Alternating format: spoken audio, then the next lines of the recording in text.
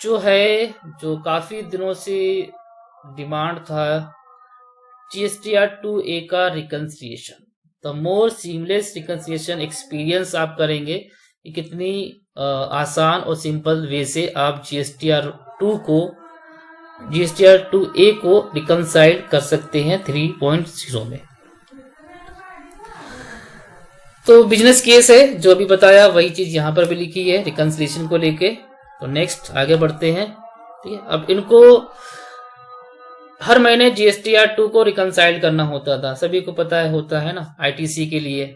तो ऐसे अभी तक का पॉसिबल टैली में था, बट मैनुअली अपलोड करके सब चीजें क्रैच करनी पड़ती थी, बट उस हिसाब से हो नहीं पाता था जिस हिसाब से चाहिए था, या फिर एक्सेल में एक्सपोर्ट इंपोर्ट करके सारा प्रोसेस चलता था।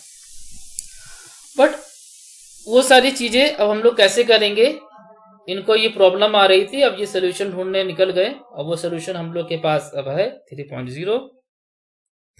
तो लेट्स सी, देखते हैं कैसे ये वर्क करता है। GSTR 2A रिकन्सिलिएशन मोर सीमलेस एक्सपीरियंस। अच्छा, वॉइस मेरी आ रही है ना, बोलते जा रहे हैं? हाँ हाँ आ रही है सर। हाँ अच्छा, सर, आ रही है। दूसरा, ठीक है, ओके, थैंक यू। दूसरा ये बताइए, कोई ज्यादा फास्ट तो नहीं हो रहा है?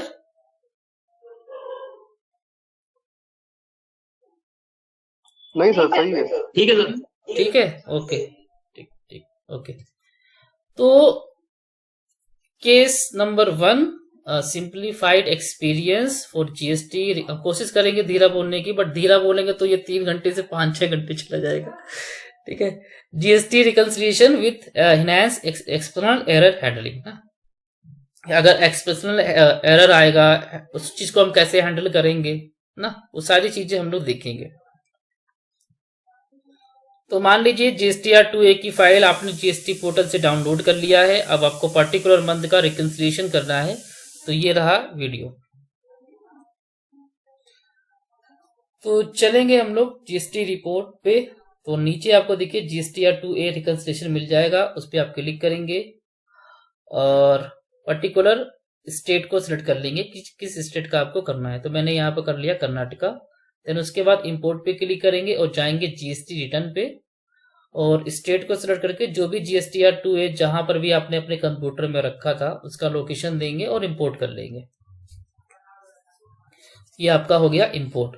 और जैसे ही इंपोर्ट होगा तो जितना भी आप ब्लू कलर का देखेंगे, नीले कलर का, वो होगा एज पर GST पोर्टल का डाटा, और जितना भी ब्लैक है वो है एज पर टैली डाटा। तो यहाँ पर देखिए 7 और 9 एंट्री है, और जो कि मैच नहीं हो रही है। अब हम इसको करेंगे रिकनसाइल्ड, तो वाउचर वाइज कर लेंगे F5 से। तो ये देखिए बहुत सारे एरर है, मिसमैच है, रिटर्न पीरियड गलत है, आपकी टैली बुक में है बट पोर्टल में नहीं है, आपके पोर्टल में है आपकी टैली में नहीं है, किसी ने एक्सक्लूड कर दिया, और नीचे जो रिकनसाइल्ड है वो दिख रहा है। तो ये सारे क्या है, एरर है। अब इस चीज को कैसे हैंडल करेंगे, तो 1 बाय समझते हैं एक एक करके। तो यहाँ पर देखिए 8776 है, बीच में माइनस का लगा हुआ है, हाइपन का सिंबल है, और सेम वहां पर भी है। इसको थोड़ा सा पोज करते हैं, 1 मिनट, कहाँ गया, ओके। देखिए, तो एज पर ओनली बुक मतलब आपकी टैली में है, एज पर पोर्टल में भी है, सब कुछ सेम है, पार्टी नेम, अमाउंट, सब कुछ। बट यहाँ पर पोर्टल में किसी, यहाँ पर माइनस हो सकता है, सामने वाली पार्टी ने जब वो मैनुअली कर रहा हो तो माइनस गलती से दब गया हो, तो इस वजह से देखो ये मैच नहीं कर रहा है। तो इस चीज को भी आप मैनेज कर सकते हो। कैसे? तो इसके लिए F11 पे एक फीचर्स को ऐड किया गया है, एक ऑप्शन को, इग्नोर स्पेशल कैरेक्टर। अगर कोई स्पेशल कैरेक्टर है डॉक्यूमेंट में तो वहां पर जाके आप डालोगे इफेक्टिव डेट। ठीक है, इफेक्टिव डेट डालने के बाद इसको आप कर दोगे सेव, तो टैली खुद से ही आइडेंटिफाई कर लेगा कि इसमें स्पेशल कैरेक्टर का यूज किया गया है, तो उसको ऑटोमेटिक कर देगा रिमूव, और वो देखिए एंट्री रिकनसाइल्ड के बकेट में आ गई है। तो ये आप कर सकते हो पहला। ठीक है, ये देखिए एंट्री आ चुकी है। ठीक है, ऑन रिकनसाइल्ड हो चुका है ना। दूसरा है आपका, अरे कहाँ चला गया, ये थोड़ा सा फास्ट है वीडियो, तो पॉज करके चीजों को क्लियर कर देंगे। ठीक है, ये एंट्री देखिए यहां पर आ चुकी है।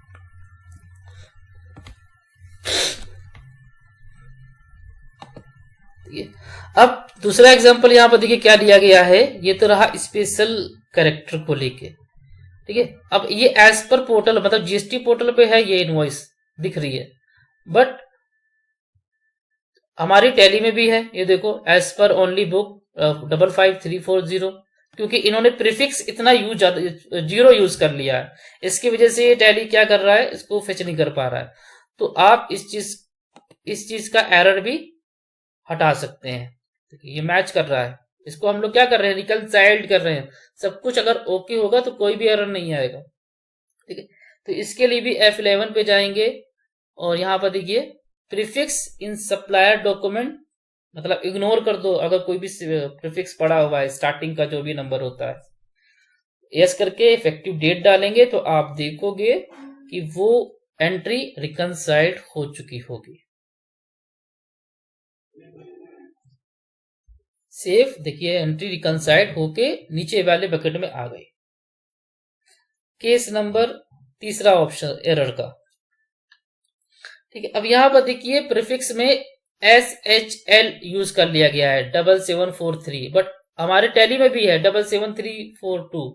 मैंने 342 डाला, उसने पोर्टल पे SHL डाल दिया। तो ऐसे में हम उस पर्टिकुलर पार्टी के लेजर में जाएंगे, क्योंकि लेजर में जाने का मकसद क्या है, क्योंकि सिर्फ यही पार्टी SHL यूज कर रहा होगा, सारी पार्टी तो यूज नहीं कर रही होगी ना, क्योंकि हर पार्टी का जो प्रीफिक्स सफिक्स होता है वो अपने हिसाब से सेट करता है।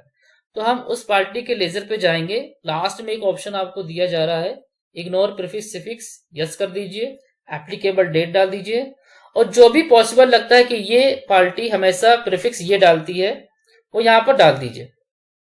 मल्टीपल भी हो सकता है ना, सिंगल भी हो सकता है, प्रीफिक्स सफिक्स आप यहां पर डाल सकते हो कि उस चीज को इग्नोर करे टैली। तो जैसे ही आप इसको डाल के सेव करेंगे और GSTR उनकी रिपोर्ट में जाएंगे तो एंट्री देखिए रिकनसाइल्ड होके नीचे वाले ऑप्शन पे आ चुकी है। ठीक है, तो ये भी हम लोग कर सकते हैं। तीसरा क्या है आपका, excluded but available on portal. कई बार एक्सक्लूडेड आप समझ रहे होंगे कि गलती से यूजर ने एक एंट्री को सेलेक्ट करके एक्सक्लूड कर दिया। तो एक्सक्लूड करने से क्या होता था कि वो GST की रिपोर्ट से हट जाता था। तो ये वो भी बता रहा है कि ये एंट्री एक्सक्लूड की गई है, बट ये पोर्टल पे है, आपके GST पोर्टल पे। तो आप उस एंट्री को सिलेक्ट करके राइट पे जो बटन दिखा था उस पर क्लिक करके ये बता रहा है कि ये एक्सक्लूडेड की गई है, उसको सिस्टम रिफंड कर देंगे तो वो ऑटोमेटिक एंट्री क्या हो जाएगी, रिकनसाइल्ड होके नीचे आ जाएगी। तो एक्सक्लूडेड एंट्री भी आपको 2A में दिखाई देगा। दूसरा, अब बचे हैं 2 एरर, मिसमैच और मिसमैच इन रिटर्न पीरियड। तो यहां पर देखो कुछ 40% का डिफरेंट आ रहा है ना, सारा सब कुछ अमाउंट में से मिसमैच है टैक्सेशन को लेकर 40% का।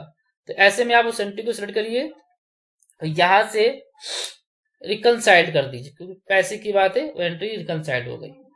जो कुछ पैसे की वजह से रिकनसाइल्ड नहीं हो रही थी वो उसको आपने मैन्युअली रिकनसाइल्ड कर दिया कि चलो ठीक है, 40 पैसे की बात है, 5 पैसे की बात है, कोई दिक्कत नहीं, हो गया। लास्ट आपका बचा मिसमैच इन रिटर्न पीरियड।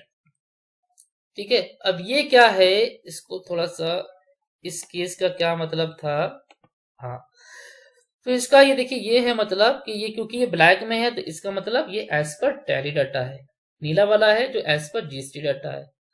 तो एज पर GST डाटा ये दिख रहा है 3 मई, बट हमने अपने टैली में डाल दिया 3 जून। हो सकता है गलती से डेट पड़ गई हो, उसको डालना था 3 मई बट गलती से उसने 3 जून डाल दिया। हाँ, तो ये भी पॉसिबिलिटी हो सकती है। तो ये वही चीज है। तो ऐसे में अगर आपको लगता है कि यार डेट गलत है, ये तो 3 मई होना चाहिए था, नहीं मई वाला जून में कैसे चला गया, तो आप उस एंट्री को ओपन करिए, यहाँ पर कर दीजिए डेट को चेंज, सही कर दीजिए, क्योंकि ये 3 मई की एंट्री थी, बस गलती से आपका 3 जून किसी ने डाल दिया था। तो जैसे ही डाल के इसको सेव करेंगे तो आपका रिकनसाइल्ड जितने भी एरर थे सब कुछ हो चुका है, रिकनसाइल्ड आपका GST हो चुका है। स्टेटस आप दे सकती हो रिकनसाइल्ड, सारा सब कुछ मैच कर रहा है। तो ये था आपका GSTR2 का रिकंसिलिएशन प्रोसेस।